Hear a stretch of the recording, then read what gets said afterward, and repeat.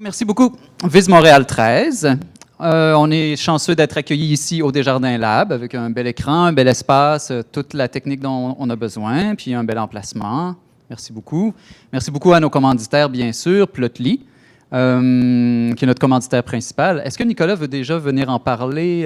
Nicolas qui arrive là-bas, donc en attendant, je vais dire qu'un autre commanditaire, c'est MapD, qui maintenant s'appelle Omnici. Moi, je travaille pour cette compagnie-là, donc je peux dire qu'on est des développeurs de logiciels dans la Silicon Valley. Moi, je travaille à distance pour eux, puis je vais en parler un tout petit peu aujourd'hui. Nicolas, veux-tu parler un peu de Plotly, notre commanditaire principal? Je vais en parler un peu dans le... Oui. C'est bon, je vais le faire. D'accord. De toute façon, Nicolas est un des présentateurs, donc on va en entendre parler tout à l'heure.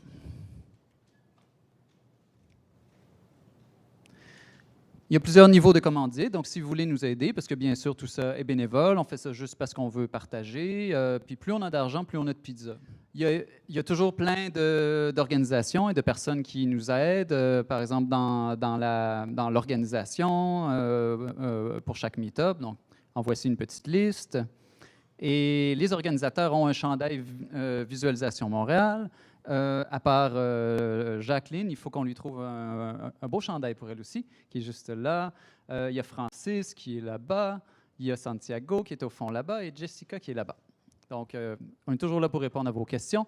Ce qu'on aimerait surtout avoir, c'est des idées de sujets pour les prochaines fois, des gens qui veulent présenter. Vous allez voir que c'est assez à la bonne franquette, donc soyez pas gênés. On a été créé en 2014, donc ça fait à peu près 4 ans qu'on en fait, 1750 membres. On est rendu à notre 13e rencontre, Viz Montréal 13. Ah oui.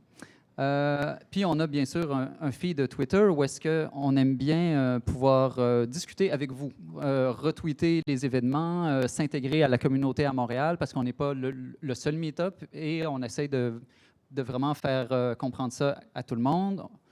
On est tous là pour s'entraider. Des offres d'emploi et tout aussi. Donc, vers la fin de la discussion, on va avoir du temps pour chaque personne si vous avez des annonces à main levée à faire aussi. Il nous reste un meet-up cette année. Donc là, on est comme dans une furie. On en fait à peu près à chaque semaine de ces temps-ci. Le prochain, le dernier, va être sur les couleurs de la visualisation. Mais en ce moment, on ne parle pas du futur, on parle du présent. Viz Montréal 13, on va avoir 4 personnes qui vont présenter. On voulait faire quelque chose de peut-être un petit peu différent. À la place d'avoir, par exemple, 4 présentateurs à tour de rôle, on va poser 4 questions. On va avoir Giovanni qui va être... On va faire semblant qu'il est en direct de Milan, mais en vrai, il est préenregistré, mais on va pratiquer ce qu'on appelle le suspension of disbelief. Puis on va faire semblant qu'il est live, OK? Mathieu va être là aussi, Nicolas et Marie. Je ne les présente pas plus que ça. Ils vont se présenter parce que c'est une de nos 4 questions. Donc, aujourd'hui, on va avoir 4 sujets. Ce qu'on veut voir, c'est des gens avec des démarches, voir à quel point ces démarches-là sont différentes ou semblables,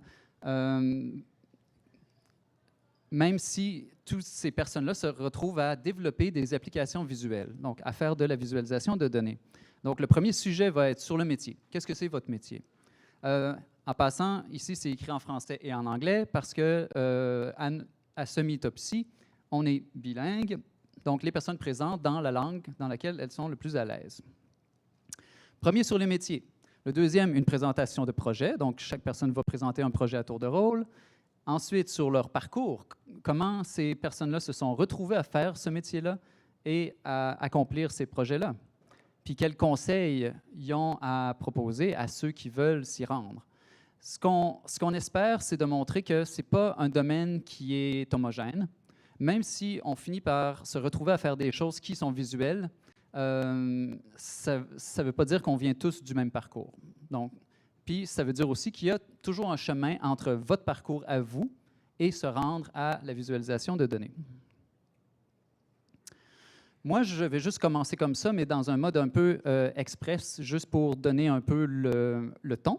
Je m'appelle Christophe Villot. Et la première question est, quel est votre métier?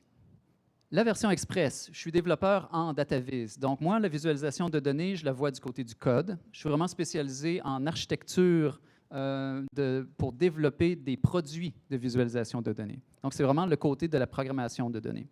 J'ai demandé à chaque personne d'avoir aussi une photo qui montre leur environnement de travail parce que moi, je trouve que ça parle beaucoup. De mon côté, ben, je travaille dans mon studio. Donc, j'ai des instruments de musique, j'ai des trucs pour peinturer. Puis, c'est mon environnement. Je travaille à partir de chez moi pour des entreprises dans la Silicon Valley. Donc, je travaille sur mon laptop. J'ai surtout besoin de cet outil ici. On appelle ça des écouteurs, pour écouter de la musique et pour faire des réunions. Parce que quand on travaille à distance, on a vraiment besoin de rester très bien connecté avec notre équipe. Ça, c'est moi. OK. Maintenant, Jacqueline, si tu peux venir m'aider, on va tasser les chaises. On va se mettre en mode présentation. Pendant qu'on fait ça, moi, je vais faire un petit exemple de présentation.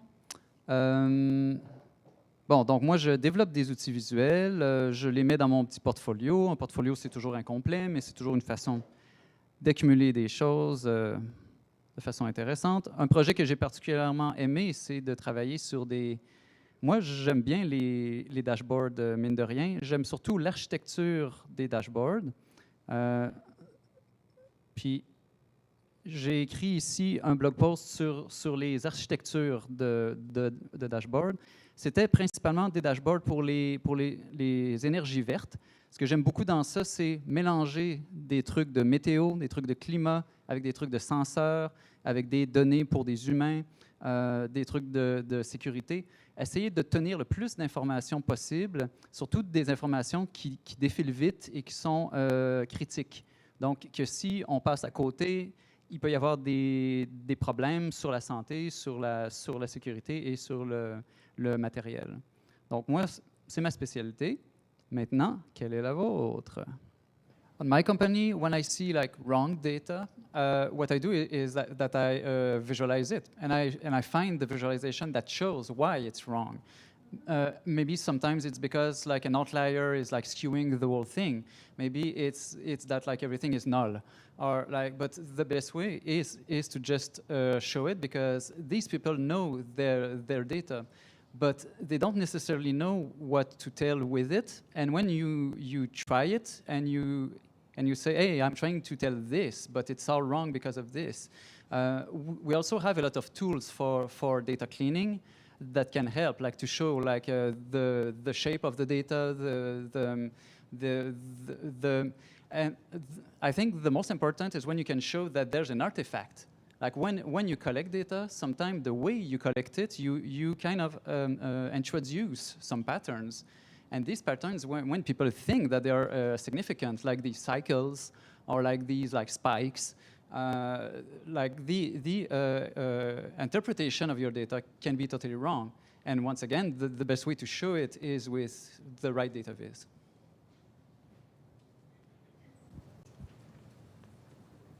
C'est pour vous, en fait, une question.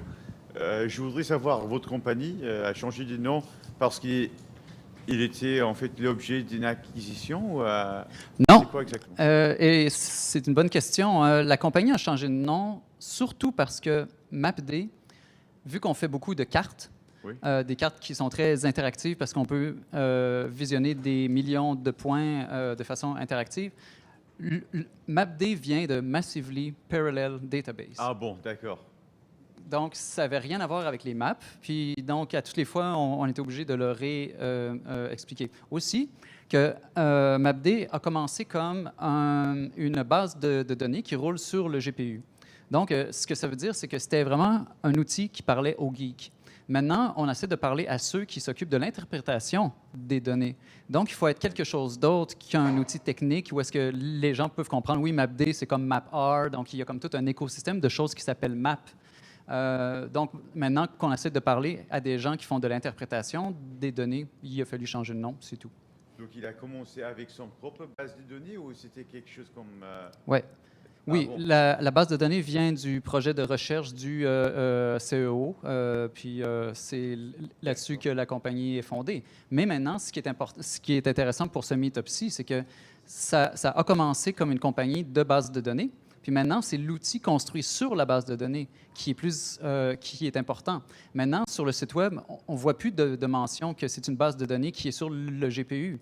Parce que les gens se disent, oui, OK, c'est une base de données, puis c'est vite, mais qu'est-ce que ça nous permet de faire en termes d'analyse de données, le fait qu'on puisse maintenant interagir avec des millions de points de données? D'accord. Donc, au début, les CEO, en fait, avaient son propre compagnie qui fournit exclusivement comme Greenspoons, effectivement En fait, c'est que le CEO avait son projet de recherche, puis a fondé sa compagnie sur ça. Puis après ça, nous autres, on est arrivés, on a fait un prototype par-dessus, puis maintenant, ben, ce prototype-là est devenu le produit principal. Quel était le nom de son projet, de son compagnie? Je ne sais pas c'était quoi le nom du projet Mais donc, ce que je trouve bien intéressant, c'est qu'on voit dans l'industrie cette tendance-là de passer des outils de bas niveau jusqu'aux outils de visualisation. Parce que c'est comme s'il y a tout un écosystème qui est réglé, puis maintenant, c'est la visualisation par-dessus qu'il faut vraiment qu'on règle. D'accord. And for you, did you look up the AVS Express? I have not looked up. I made a note of it. I'm going to look it up. I will look it up for you right now, Okay. and I'll give it to you. Absolutely. Thank you. Okay. Let's continue with the two little questions, and it will be short. And I will set the pace. Quel est votre parcours? Ben, voilà. Moi, personnellement, j'ai fait mes arts visuels au bac. J'ai fait des arts technologiques. À partir de là, beaucoup d'arts génératifs. C'est comme ça que j'en suis venu à la programmation, programmer des microcontrôleurs. J'ai fondé ma compagnie. J'ai fait beaucoup de travail pour faire des interfaces utilisateurs pour les musées. J'ai étudié en biologie aussi, ce qui m'a amené à développer ces interfaces-là pour les musées en sciences et pour les cours de biologie. Donc, n'importe quoi qui mélange les arts, la technologie pour enseigner la science. Ensuite, à la maîtrise, j'ai fait illustration scientifique, donc une maîtrise en biologie et en art. C'est au doctorat que j'ai fait mon génie logiciel, donc toute cette programmation-là, je l'ai apprise par moi-même. La visualisation, je ne savais même pas que ça existait. Parce que là, on parle de... Moi, donc, mon bac, je l'ai commencé, ça fait 20 ans. Donc, le mot visualisation de données, j'en avais jamais entendu parler. Je me disais qu'il y avait sûrement un domaine, il y avait des gens qui pensaient à la meilleure façon de représenter ces informations-là. J'ai été allé voir des professeurs en sémiologie graphique avant de trouver le seul professeur à Montréal. Maintenant, il y en a plusieurs, mais qui enseignait les interactions humain-machine et la visualisation de données. C'est quand j'ai déménagé à San Francisco que j'ai vu que la visualisation est un très grand domaine. Il y a plein de gens qui la pratiquent. Puis maintenant, c'est un domaine qui est très bien structuré. Dernier petit chapitre, en quelques phrases chacun. Qu'est-ce que vous donneriez comme conseil à quelqu'un qui veut débuter en visualisation? Moi, celui que je donnerais, c'est de s'impliquer dans une communauté. J'ai fait ça depuis le début, c'est ça qui m'a aidé le plus, c'est pour ça qu'on fait Vis Montréal, c'est pour ça que vous venez ici aussi, c'est pour partager, pour apprendre. Prenez le plus possible de cette communauté-là, redonnez le plus possible aussi. Ayez pas peur si vous prenez plus que vous donnez, ça va toujours revenir un jour. Cette communauté-là est là pour vous. Trouvez la bonne, trouvez les bons canaux, puis pour moi, c'est ça qui compte. Bien, merci beaucoup. 8h15, on est exactement à temps. En ce moment, vous pouvez rester, si vous voulez, pour poser des questions. Vous pouvez vous en aller après juste quelques petits trucs. Est-ce que quelqu'un dans la salle a des annonces à main levée? Par exemple, qui ont besoin de gens pour travailler avec eux, qui voudraient présenter des projets, qui ont quelque chose à dire. C'est votre moment. Oui, Nicolas. Yeah, I just wanted to say that I will be giving a full-length talk about Dash on Tuesday at the DSDT meetup at Notman House. So if you're interested in Dash and actually like seeing some code and seeing some interactive stuff, I know I gave just like a little capsule talk. I'm giving an actual in-depth talk, and there will be some other talks about people who have used Dash to build applications. So it'll be kind of a theory and practice kind of thing. And so you're welcome to come. I'm sorry? 6, I think, like after work sometime. Yeah. Excellent. Vous avez quelque chose à dire, Monsieur Francis? Exact, merci. Merci tout le monde qui s'est occupé de mes enfants ce soir, d'ailleurs, dans le groupe. It takes a village. on l'a fait. Et je veux dire que s'il y en a qui font de la visualisation de données à temps perdu maintenant et qui ont envie de faire des petits projets, d'être payés pour le faire. Moi, je me cherche des gens, des fois, qui voudraient travailler sur une base contractuelle, faire des projets pour m'aider dans augmenter ma capacité. Donc, venez me voir. Je vais rester ici quelques minutes après. Ah, et là, vous voyez, j'ai déjà une personne. Donc, si vous voulez venir travailler avec Chris et moi, venez me parler. Merci. Autre? Ben voilà, la séance est levée. Vous pouvez rester pour poser des questions, surtout si vous vous demandez, vous, comment vous rendre, où est-ce que vous voulez vous rendre, ou où est-ce que vous voulez vous rendre, c'est aussi une question. Donc voilà, nous autres, on va rester ici pendant encore quelques minutes. Je crois qu'il en reste un petit peu encore. Eh oui, vous pouvez aller chez Nix après. Merci beaucoup.